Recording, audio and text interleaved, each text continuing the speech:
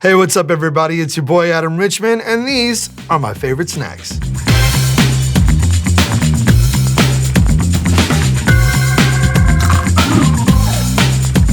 Okay, first up is... Oh, yes, the Lion Bar. The Lion Bar. You know, I would say this isn't my favorite chocolate bar, but I'd be lying. Oh, yeah, that's a joke I'll be embarrassed about later. So the Lion Bar. The best way I could describe it is a 100-gram bar. I should probably explain what one of those are, too. The 100-gram bar was essentially like Rice Krispies and caramel wrapped in like chocolate and joy and angel tears and happiness. And that's essentially what most of this is, but with the exception of a layered wafer like a Kit Kat in the middle. I was telling my buddy Matt, who was working on a TV show with me in London, that I love Lion Bars, and he was from Bracknell, so I never heard him say the letter L ever, and he went, "Mate, peanut butter Lion Bars are the way forward, but you have to have them in a milkshake." It is magnificent, oh my gosh. And they're finally selling them in America. Oh man, hit it. My father, may rest in peace, he was a lawyer in his law office. Periodically, he or his secretary or somebody would get one of those metal bins that were divided like the Mercedes symbol, and there would be butter, cheese, and caramel popcorn. But everybody knew that the pro move, you take a little bit of the cheddar, a little bit of the caramel, and just shove directly into face hole. But I then found out that combination is known as Chicago-style popcorn. And now they've actually begun to sell it. Oh, y'all still here? Sorry about that, okay. And the thing is, you gotta just get like just one handful and just aggressively force it into your mouth like you're Jabba eating those weird like frogs. I'm a professional, don't try this at home.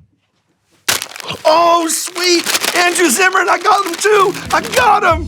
Matcha Kit Kat. Now, I love a regular Kit Kat. And also, people don't realize that there's a psychological test, because if you bite into a Kit Kat without breaking it, stay the fuck away from me. I was gonna go regular Kit Kat, and I watched Andrew Zimmern's episode of Snacked. He's my mentor, he's a friend, he's a role model, I love him dearly. He went for these, and it's the truth. These things were like Bitcoins. These were NFTs when they were worth something. Look at this. Oh, man. It's almost like the way whipped cream kind of has a taste, but not quite.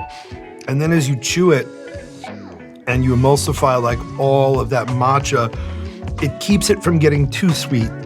And I would recommend these to anyone who doesn't like things that are mind-bendingly like nerd candy vibes sweet. All right, snacks. Chicharron Mang Juan. So this is really interesting. I filmed an episode of my show Secret Eats in Manila, and I fell in love with the Philippines, like from the first day. The colors of the jitneys, the way Tagalog sounds when it's spoken. You know, the people are just so beautiful.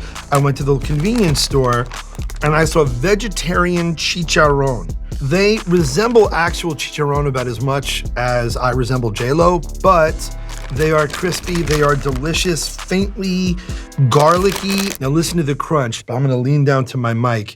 Be prepared. Yo, can you do something in post, like shake the frame? That'll be dope. Ready? 1, 2, 3. Oh, it's so good. So if Fritos got a semester abroad, they'd come back like this. It's curved, it's a little more mature, it's got some salt, but it's got layers of flavor. These are fire. I can't believe y'all got these. Snacks!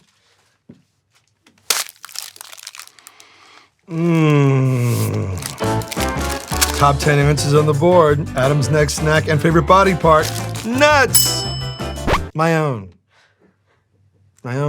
Just not like in general. This image of New York only being the provenance of the knish, the soft pretzel, the dirty water dog, or ambiguous skewers of street meat, doesn't know the wide variety that's out there. There are people doing these roasted nuts. They're like these candy-coated, just meteorites of just molar-destroying joy. And they always come in these bags. There we go. Look at that. Oh, wow. It's a little bit of cinnamon, a whole lot of sugar, maybe a little bit of corn syrup and honey. Most of the people that are selling them are first-generation immigrants to this country that having this card is their leg up and it's their opportunity. And I like giving those guys business because not too many generations ago, my grandparents were those people. And who knows, maybe in 3 generations, they'll have a rakishly handsome grandson who looks like Fred Savage on a bender, and he'll be telling you about his snacks. Oh, so this one they slid in because they durst not throw it. And as a Brooklynite, I am so glad. Thank you. Thank you for your sensitivity. On the corner of DeKalb Avenue in Brooklyn, walking distance from my old home, there is a restaurant called Junior's. And it was founded by the Rosen family, and they are the first and last word in cheesecake. They have 1,000 different varieties ranging from red velvet to devil's food, coconut. But I like the OG, man. Unadorned, you know what I mean? Boom bat. I'm feeling all kinds of things right here. I may knock this table over with the cheesecake boner I'm rocking right now. Yeah, don't let the Judaism fool you. It's like a baby arm holding an apple. Someone elevated a pedestal for the Liberty Bell. No, I'm just kidding. Nothing's worse than a guy talking about his dick. I haven't had it in a while because I'm trying to preserve the sexy. But look at that. I mean, it looks almost like cream cheese. And it keeps this custardy consistency throughout. Junior's Cheesecake, one of my favorite snacks, and it'll be one of yours too if you try it. So try it. I'll see you in Brooklyn. Save me a slice. Stack, please.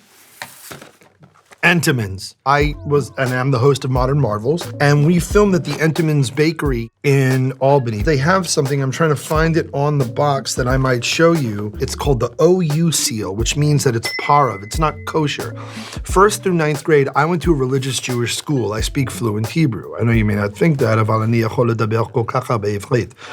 And based on the fact that I was going to this school, these were the preferred desserts you could bring. These chocolate chip cookies are legends. Miss Entenmann herself, she mandated that these cookies are cooled by air, not by a fan. So there are these massive conveyor belts of cookies, like a river of cookies that runs through 2 warehouses. And it is straight up Willy Wonka vibes. And do you know that they even quality control each box? And the way they do it, they stack a few of them and they call it the bones, and they cut through to see where it's firmer and where it's softer.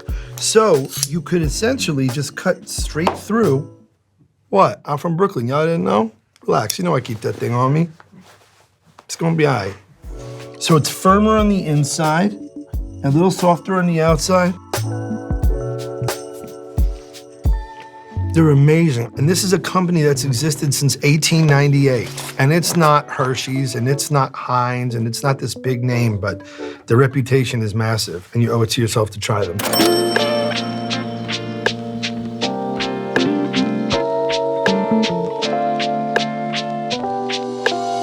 Thank you so much for enjoying some of my favorite snacks with me. I'm honored to be the newest member of the First We Feast family.